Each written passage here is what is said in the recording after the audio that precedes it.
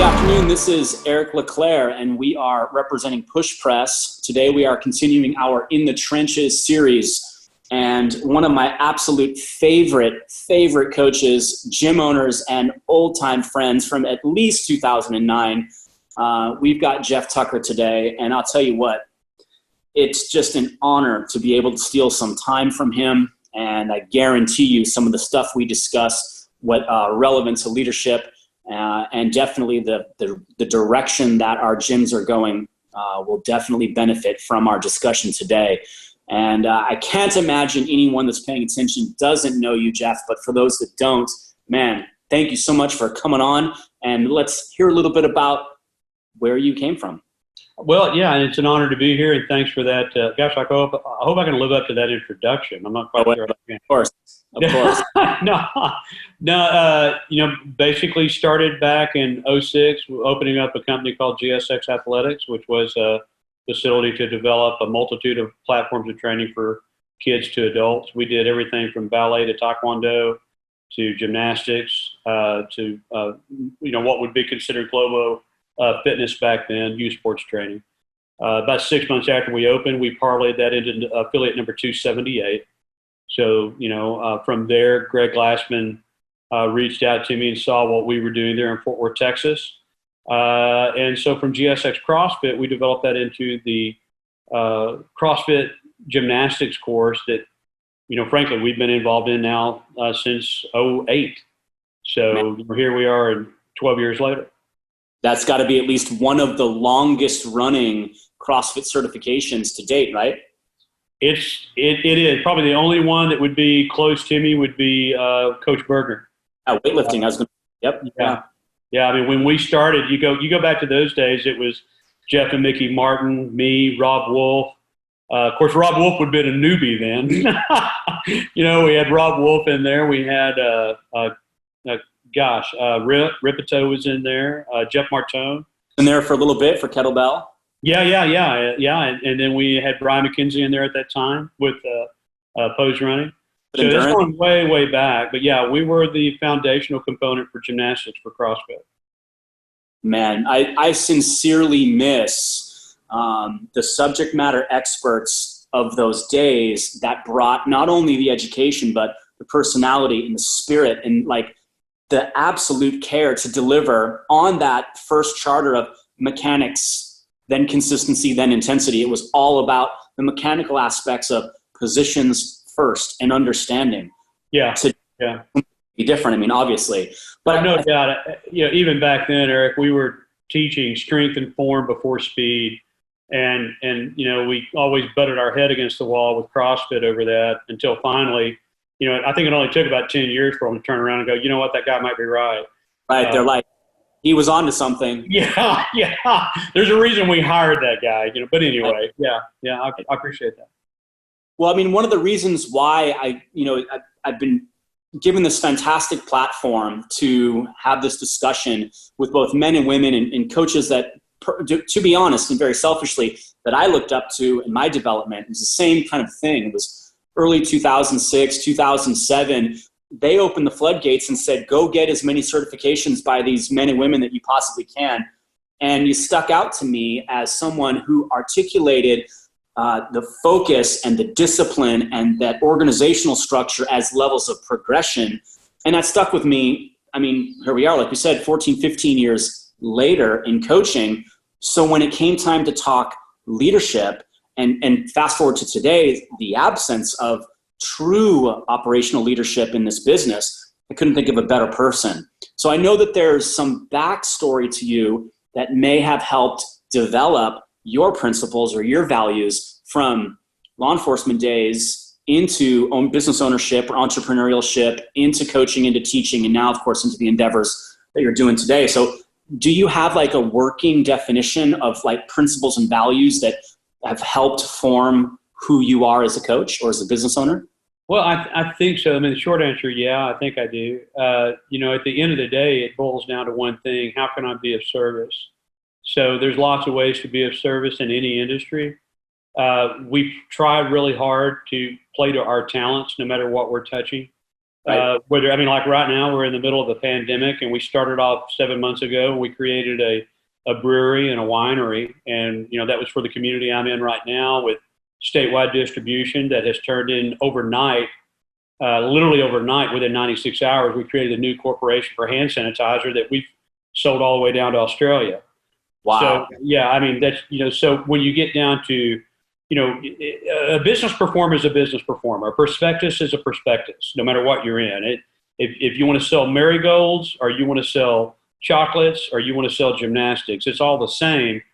But, once you have your process set up to begin, what you're selling, one, is it of service? I think that's the one thing. So, like right now, frankly, where I'm sitting right now, I'm selling a lot more beer and wine and hand sanitizer than I am gymnastics seminars. Okay. Right. But that's because of why? What currently is of service to the community nationally, internationally, that type of thing. We know that with the pandemic and what's going on, that, okay, we might have to pump the brakes on, obviously, registrations. We've got several things that we've got to figure out as to, what we need to do extent, and then what we need to do going forward. Every country's got their own set of benchmarks that they want to reach for. Are they going to take the herd mentality on this thing? Right. Are they going to quarantine? So, there's a lot of things we had to work through on that. But one thing I don't have to do on the beer, wine, and hand sanitizer side is worry about that. We know that people need the product. We're going to produce the product. We're going to make an e-commerce page. They can get it, or they can come by and pick it up. So, that's what we're doing. Outstanding. Outstanding. In all of your endeavors, whether it be in developing coaches or developing clients and subsequently developing staff, did you do like any formal instruction on infusing your personal values into your company values, into your staff? Was that part of any of their training or their development? Like, was that something you were looking for when you were hiring or creating folks to work with you? If I implied for a second that I really knew what I was doing in the beginning, I'd probably lying to you.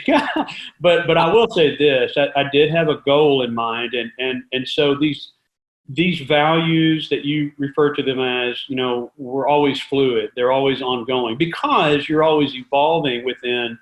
If you go open a box anywhere, let's just say you're going to open one in Fort Worth, Texas, that clientele is going to be different than Austin, Texas. That clientele is going to be different than Dallas, certainly different than San Diego. Or we go to somewhere remote, like, let's go to Victoria, Texas, right? There's no one magic bullet for every affiliate, right? And I would always get really perturbed by those, going back to the old days, where they say, like, hey, here is how you get 100 clients. Well, bullshit. You don't get 100 clients in Fort Worth like you do in Austin, Texas. Austin, Texas is the capital of our state. There's going to be a different density there in populace. There'll be a different density of disposable cash, et cetera, right? So there's no one magic bullet. So if you could adapt and be fluid in any of those things, which I think that's where most people probably misstep a little bit, is knowing their area as best they can, knowing their demographic, knowing their price point.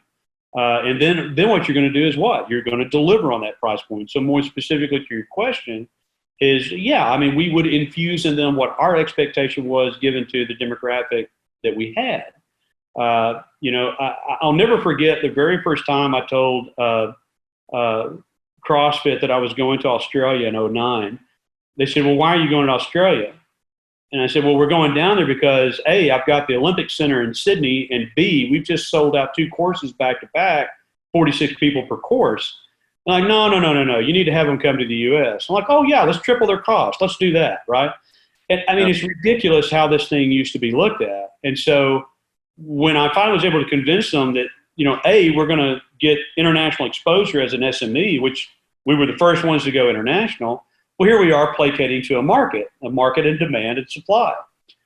And that's really, it's as simple as that. If you know your areas and you know where the supply and demand equation is going to fit, well, then all you got to do is deliver. I think it's that simple. And then, of course, if you look at the U.S. dollar compared to the Australian dollar at that time, even then we were willing to make concessions so that they weren't having to worry about the exchange of rate of money. And Those type of things endear you to a client, and then you build a client base. So that's no different than being in Fort Worth saying, hey, here's our price point for, whatever we're teaching, CrossFit, ballet, gym training, whatever. And this is what we need to do for the area. And I don't really give a damn what's going on in Austin, Texas. Their dollar's not my dollar. Does that make sense? Absolutely. I mean, I can really understand and see that application in just like narrowing your field or narrowing your scope and just staying hyper focused on your, like, through your lens and for your area. That's definitely very, very helpful. Where did you struggle as an owner? Wow. Well, money is always a problem. I think I ate Franks and beans for the first year, and I don't say that jokingly. I say that as a matter of fact. Here's the thing. We had a facility. I bought 3 acres of land in a semi-crappy part of town, but we built a 20,000 square foot training facility that was indoor-outdoor. The indoor was roughly about 12,000 square feet. The rest of the outdoor was an outdoor training facility, combined and morphing into anything we were teaching there. So maybe at 6 a.m. we're outside doing CrossFit, but at 6 p.m. I'm teaching soccer to kids out there, right? So, being able to utilize every aspect of that and make the biggest bang for the buck. But at that time, I'd signed my name to $1.25 million of debt. Right. So, we had to pay the bank. We worked out the best deal we could to start off that. It made more sense to buy and take the risk versus leasing. I've never been a big fan of leases. At the end of the day, 2 years later, you don't have anything but a space that you're renting and somebody else is making money. So we decided it was worth the risk, had a good enough credit, and jumped in. And so, you've got to be willing to deal with those lean times. I tell you one thing that's kind of interesting. I remember when I started this in 06, 07, I remember them saying, well, it's going to take 3 to 5 years to make a profit. Well, bullshit. You don't have to wait 3 to 5 years to make a profit. Right. If you're willing to go ahead and be lean and make every use of every dollar, turn off every light when it doesn't need to be on, whatever it is, right? You've got to have processes set up where if I'm making a cheeseburger today, I need to know what the lettuce costs. I need to know what the fuel is to get the lettuce there. I need to know what the meat is. Is it a 73-23 meat or is it a Kushi, 80-20 meat, right? I need to know all the costs of that cheeseburger before I put it on the plate. And where I see most people make a mistake is they don't look at their finite costs. Right. And so they don't really know what their COGS are. And if you don't know what your COGS are, cost of goods and services, then you really don't know what your profits are. So if you can get past all the ego and the bullshit and break it down into real numbers, well, then all you have to do is say, okay, I need X number of clients a month, or I need X number of sales a month to start reaching toward that goal profit that you want in front of you.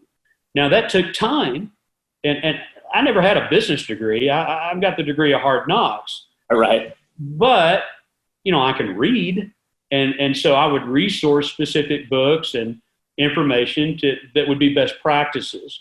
A lot of people don't. Man, I knew gyms that wouldn't even have time set aside to clean up the bathroom, let alone clean up the gym, So, where do you make your sales? I guarantee you when women walk into a bathroom at your facility, it better look nice. It better smell good. It better have toilet paper. It better have a candle over there in the corner or something, And these types of things matter toward your bottom line, which is trying to make a profit. Always. I think the other thing too that we did, we took a hard line on is we didn't take discounts. You're not going to discount my expertise, and it did not mean that if I had a couple come in that I wouldn't give them a break as 2 sales for 1. But It was never a free for all. It was never a 50% off or 30% off or buy one get one free. We never did that, and that's hard to do when you're in lean times. Yeah, of course. But if you're delivering, right? If you're delivering, well, then all of a sudden that word of mouth starts to travel, advertising starts to travel, that type of thing. I could go all over the place with that, Eric, but I'll get as specific as you want me to. Yeah, no, I'm so interested on the space that we, grew up in, absent clear direction, guidance, and oversight. People were not making it up as they went along, but they were learning as they went along.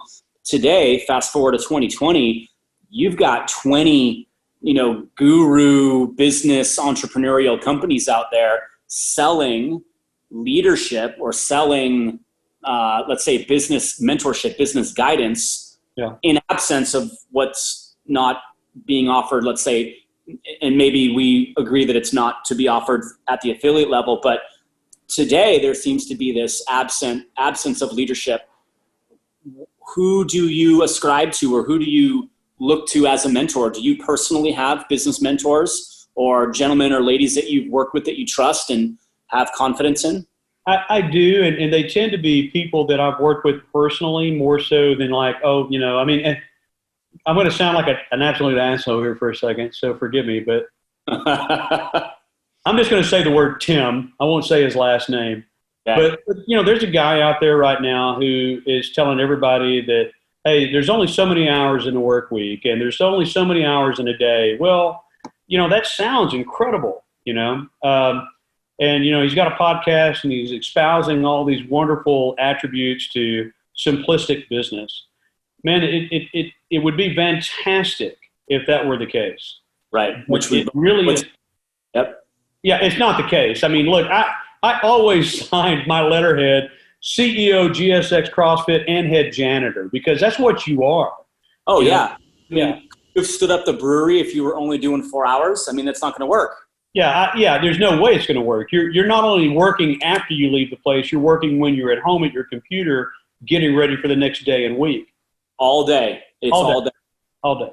So I think, if you can get rid of the bullshit carnonist out there, I think the one that always stood up and said they were an expert and had all the answers were the ones I questioned the most. Didn't mean I didn't listen to them. Didn't mean that I might be able to glean something from them.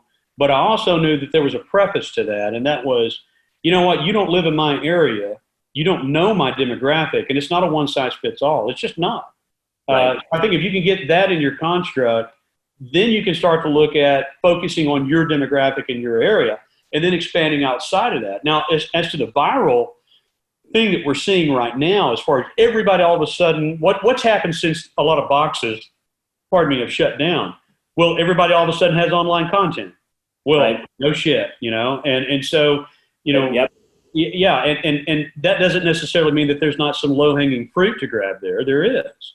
But at the end of the day, where do we stand? Well, we stand with a multitude of gyms closed and needing to either figure out how to survive a mortgage or a rent component until you can open that gym again.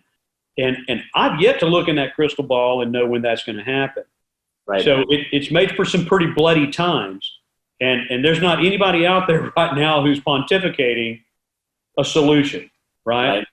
We're dealing with state to state, politician to politician, and what I've tended to do is look at what we can do, where we're at with what we have right now. Right. Again, staying only focused on your area and what you can control. Absolutely, because I can't control what's going on in Maryland or San Diego, but I can damn sure know what's going on here, both countywide, citywide, and statewide, and those are where my focuses are. So, yeah, do we call state of Texas? Absolutely. We call them. We talk to those experts. Have we looked into SBA components? We have. But even then, I question whether or not that has validity to what we ultimately want as our goal.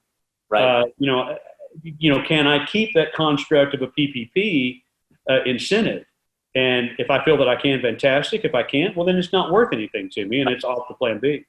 Right, and it's off to whatever you deem as necessary next. Exactly, yeah. So now, flipping to this transition, how did you have to, how quickly did you make the change to move to something like hand sanitizer? I mean, that doesn't sound like it would come out of 24 hours.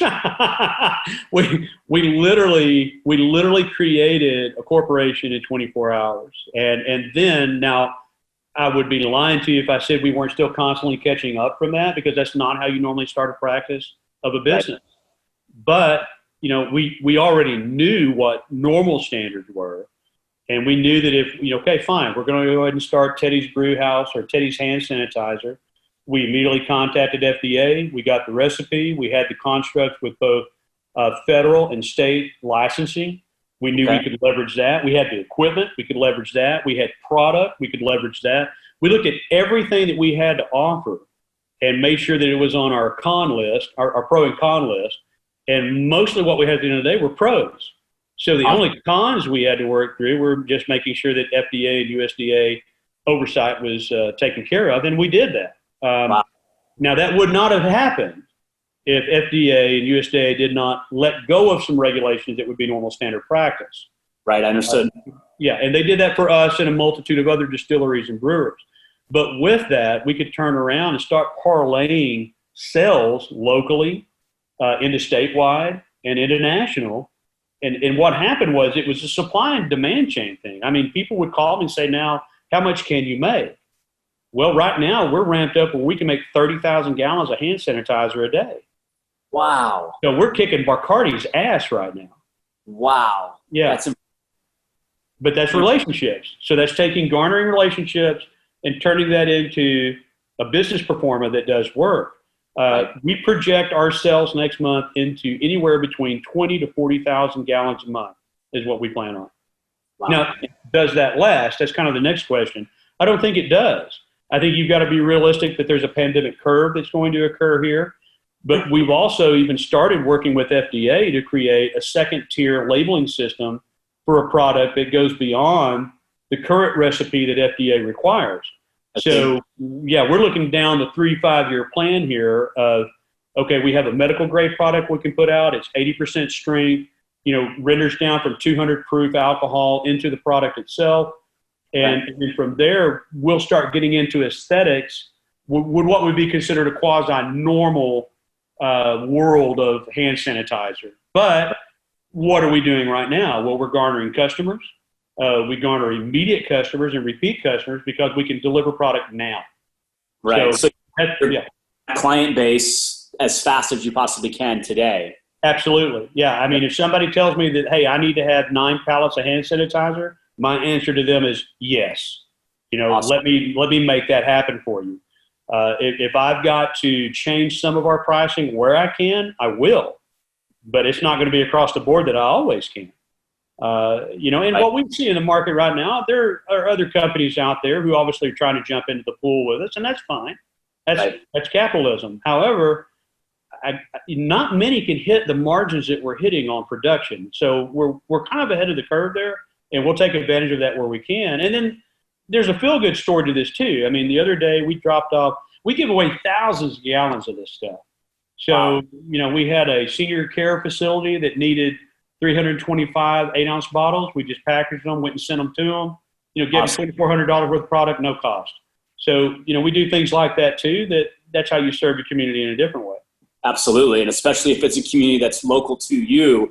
Talk about building like brand worth or brand it's just going to be remembered in the minds of them for years to come.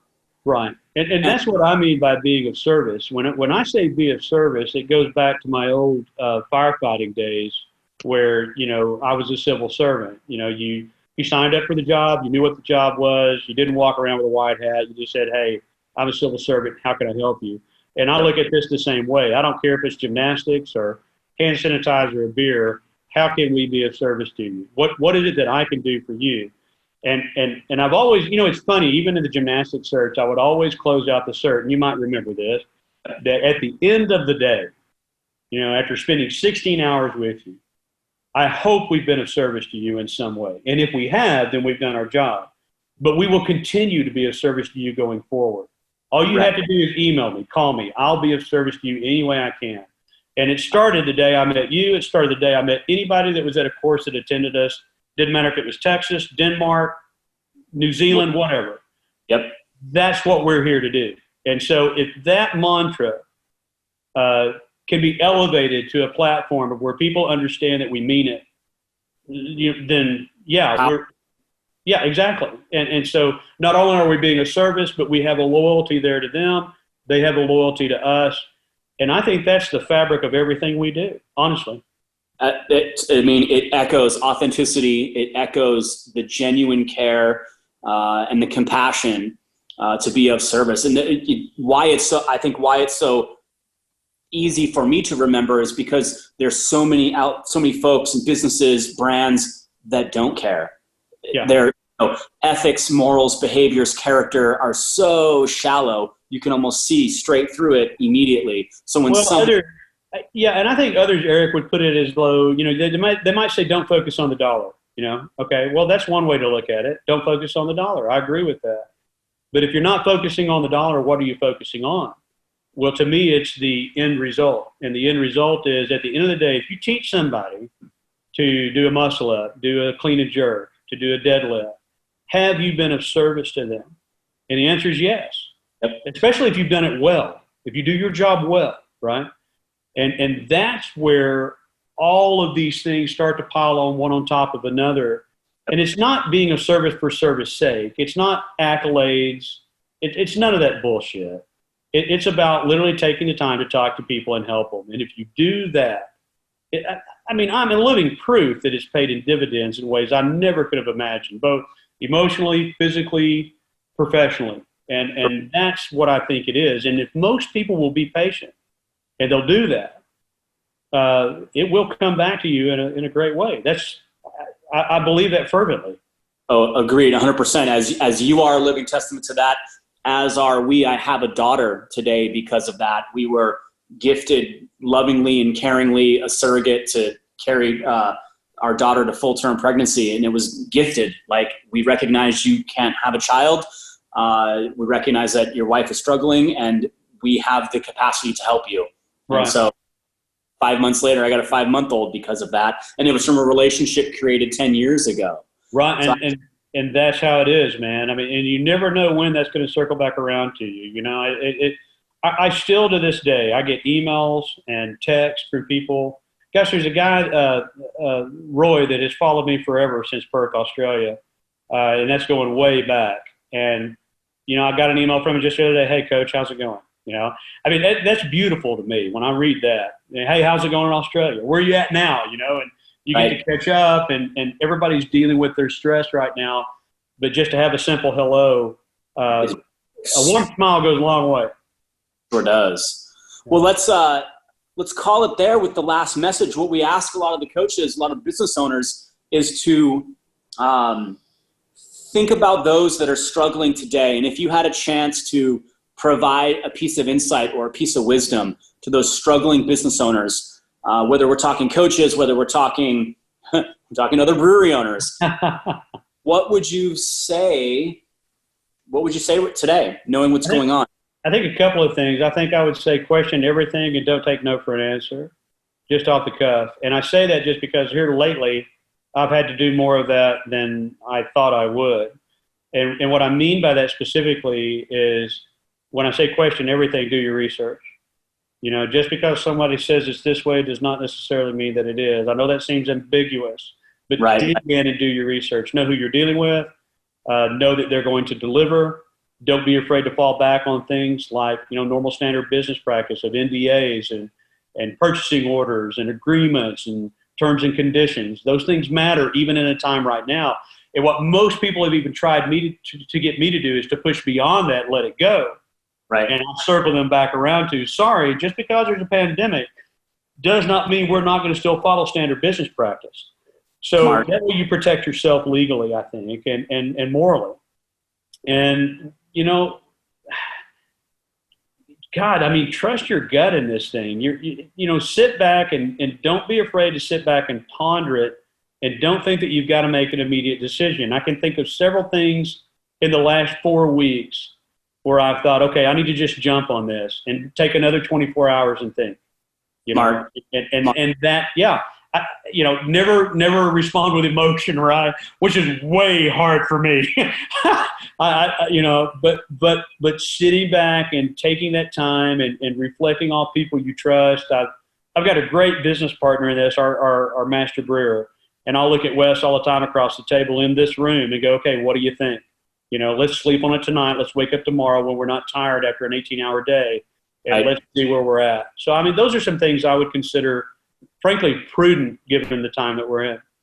Agreed. Right on. Well, I sincerely appreciate the wisdom, because this will go out to an audience of a couple thousand folks. Some they're flying high right now. They're doing well. Others they're just barely clicking by. And we got a couple of other folks, maybe even a couple hundred folks that they're looking down that barrel of closing. So we're fingers crossed that that's not the direction they have to go. Well, let me say one thing, to that point, because I do not think it's lost on me. I have been successful, but I have also failed miserably. And there's no shame in what some people call a failure actually is a strategic move on to greatness. And I know that sounds cheesy, that sounds like a cliche, but yeah, don't be afraid to pivot. Don't be afraid to make a change. Don't think you have to stay in the situation you're in, but sit back at least and try to get a much bigger view and not have a narrow view, because maybe what it is time to do is close. Maybe what it is time to do is pivot, or maybe what it's time to do is to double down and get ready for what's coming. Right. But I would tell people to sit back and really take a hard look at that and not make an emotional decision in that end. Because I've talked to some gym owners that have called me and they've said, hey, look, we're going to go ahead and close down. We've been at it 10 years. And I just say to them, hey, kudos to you. Look what you've done for 10 years. Right. It's an amazing testament to you that what you've done for 10 years or 5 years or 1 year. And you cannot help the fact that there's a circumstance outside of you. But it doesn't mean that you have to keep doing what you're doing right this moment. I was a firefighter for 20 years. I could have stayed in there and retired till I was 33 and been an old, worn-out man, which I kind of look like that now anyway. But I decided to pivot and do something different. And when I look back at my counterparts that are just now retiring at full age pension, hell, I'm in a lot better shape than they are. I've aged better and frankly, I'm in a better place in the world. And so there's nothing wrong with pivoting or making a change. That's my humble opinion. Outstanding, man. I sincerely appreciate that. Any plugs you want to leave us with? You want the audience to go and circle back around and take a look at the brewery? Man, if they want to, they can. Hell, I'm not a big plugger, man. But we're Teddy's Brew House here in Little Brownwood, Texas, and we just got a wine label that came out, and we obviously a hand sanitizer 3 weeks ago. But if there's anything, I'll put it this way: if there's anything that we can do for you guys, you just reach out to us on Facebook or Instagram, and you let me know how I can help. How's that? Outstanding. Fantastic. Thank you so much.